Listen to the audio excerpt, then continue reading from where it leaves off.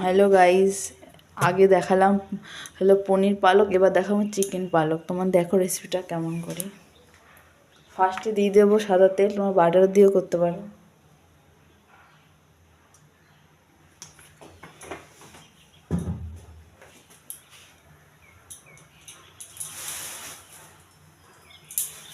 এরপরে দিয়ে দেবো একটা শুকনো লঙ্কা।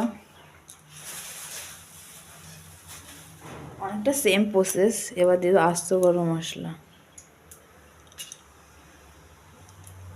এবার দিয়ে দেবো জিরে। তারপরে দিয়ে দেবো পেঁয়াজ কুচি,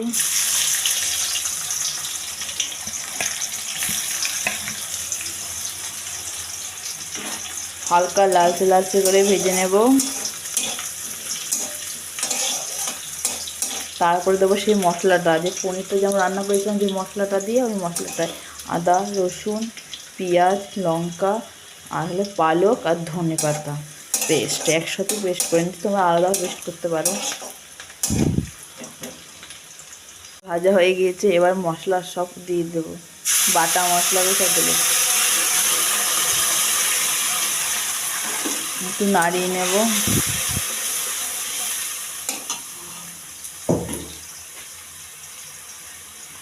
পরিমাণ মতো লবণ,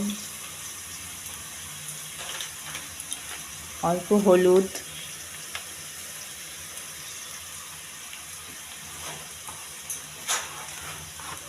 কাশ্মীরি লঙ্কার গুঁড়ো,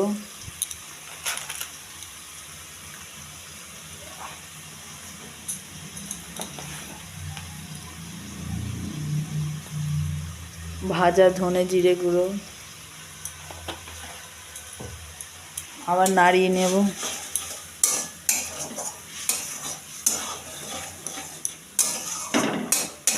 এটা একটু কষিয়ে নিই, হালকা একটু কষিয়ে চিকেনটা দিয়ে দেবো।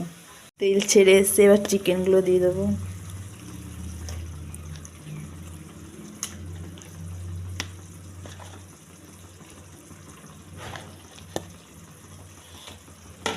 নাড়িয়ে নেব।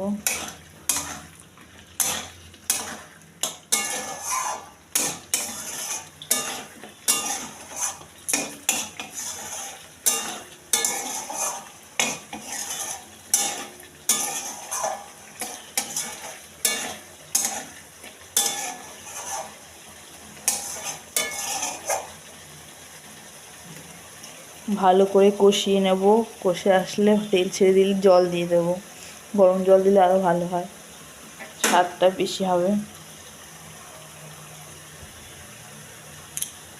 চিকেনটা কষে এসছে, এবার জল দিয়ে নেব।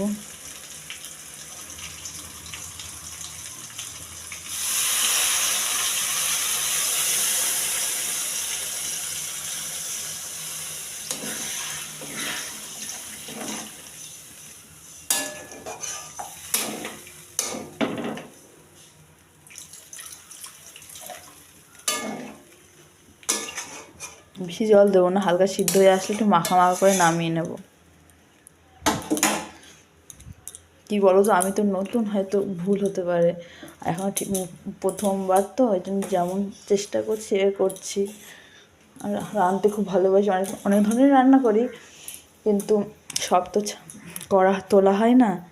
টাইমের অভাবে ছেলেকে স্কুল, সব বাড়ির কাজকর্ম থাকে, অনেক কিছু ঝামেলা, আমাদের সংসারে অনেক ঝামেলা, রান্না বান্না থাকে প্রচুর, হয়ে ওঠে না। তো যেটুকু পাই সেটুকু ভিডিও ছাড়ি।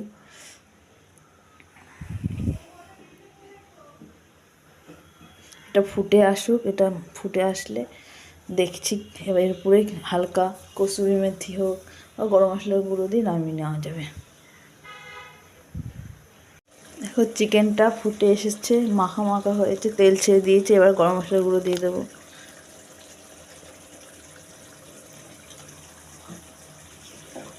আগে পনিরে দিয়েছিলাম কাসুরি মেথি, এটাই দিলাম গরম মশলার গুঁড়ো।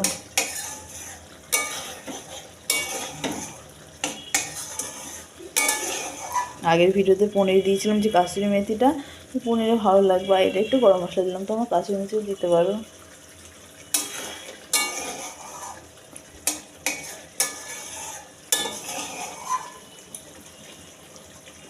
হয়ে গেছে, এবার এটা নামিয়ে নেব।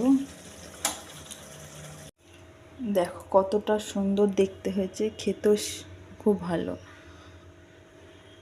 আমার ছেলে খুব ভালোবাসে বলে বানিয়েছি আজকে। মাঝে মধ্যেই বানানো হয়, তবে দেখো। বাই, আবার পরের ভিডিও নিয়ে আসবো।